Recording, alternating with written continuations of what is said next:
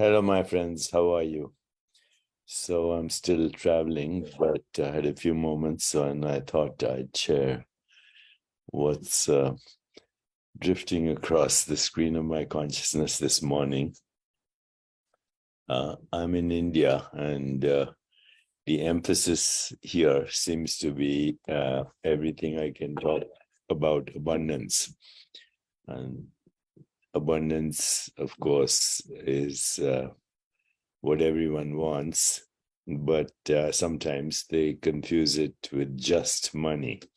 Money is part of abundance. It's not everything. So I thought what I'd share with you today, a very fundamental secret to create abundance, affluence in your life.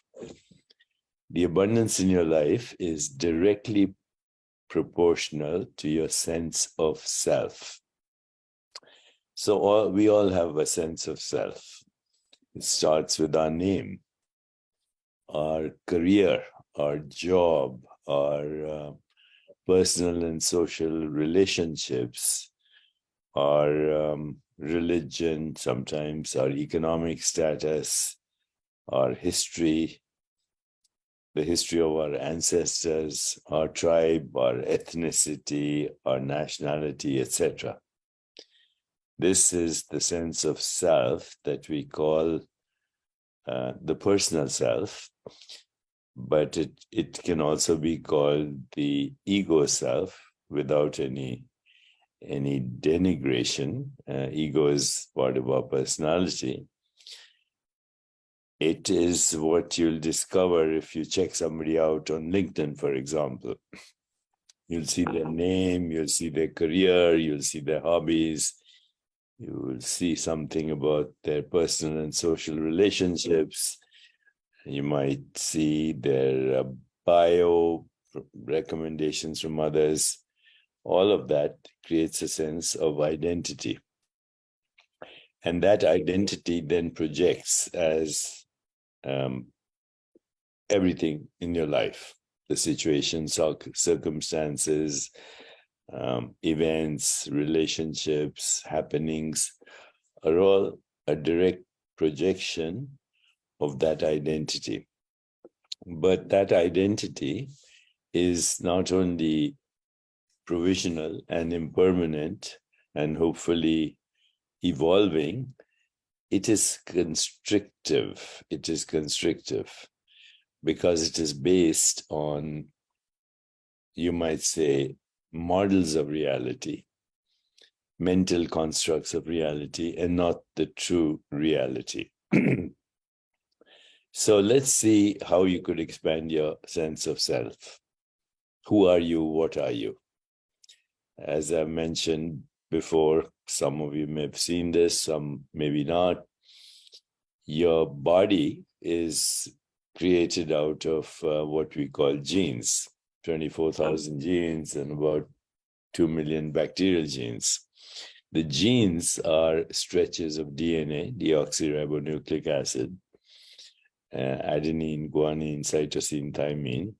Those in turn are made of atoms, carbon, hydrogen, oxygen, and nitrogen, and other elements of the periodic table, phosphorus, sulfur, iron, etc., magnesium. So, and those elements in turn were created from the crucible of burning stars. So basically your body is in reality a construction of the universe, total universe. 50% of the atoms in your body come from the Milky Way galaxy, another 50% from other galaxies, and there are 2 trillion of them. And these atoms are sucked into our galaxy by a phenomenon called gravitational wind. Okay, and as that fertilized egg that was the start of your birth, or the start of your existence this time around, as that fertilized egg evolves, goes through a process called morphogenesis to give rise to form, and differentiation to create eyes, nose, heart, liver, brain, fingernails, genitalia, whatever. liver, spleen, bladder. So that's differentiation from a single stem cell that divides itself 50 times. And there you are, the human entrance as a baby into planet Earth. So even as that single cell differentiates and morphs into a human being with a body in the theater of space, time, and causality,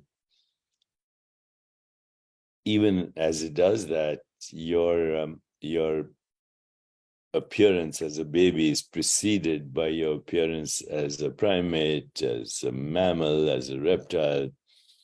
And of course, there are all these bacteria. And through gestation, through those 9 months after conception, you actually replicate the evolution of species. So you have in your body right now not only stuff that was manufactured in the crucible of burning stars and the history of cosmic evolution, you have in your body the history of biological evolution, the evolution of species.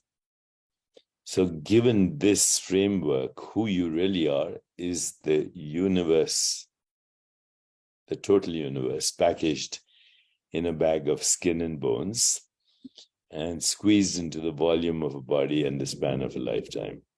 But you are the universe in ecstatic motion, as Rumi once said. Now, if you have that sense of self, wow, then you are not restricted by your identities, provisional identities, whether they're ethnic or religious or whatever. You're not restricted by them. I'm sorry for this sound that's coming in the background. Can't help it. It's part of the noise produced by machines, also an aspect of the universe. Okay, so it's quietening down, or I can speak loudly. It doesn't matter. Just pay attention to my words, ignore the other sound. So given what I've told you, you are the universe in ecstatic motion. But now look at it another way. The universe itself is a creation of you.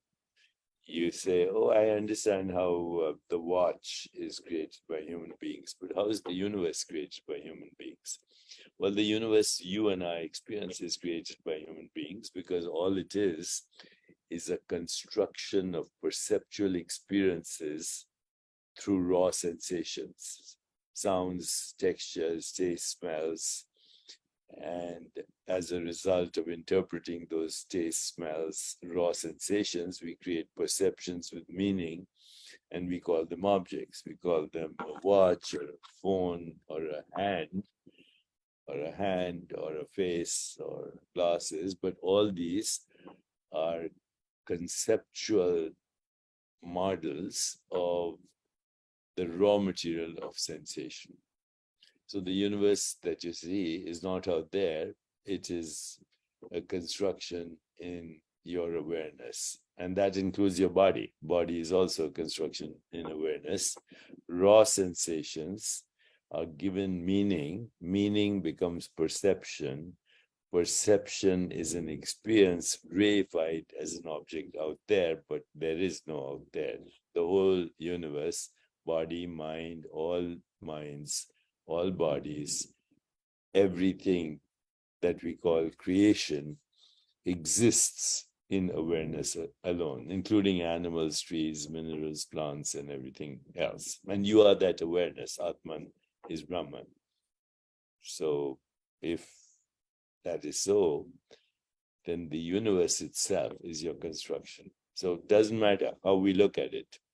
Okay. And that includes your body, because you are the formless, eternal, timeless being that is differentiating itself into all knowers, all modes of knowing, all sentient beings, and all their experiences, which they interpret as objects separate from them. But that's a misconception. We call it a magical lie, Maya.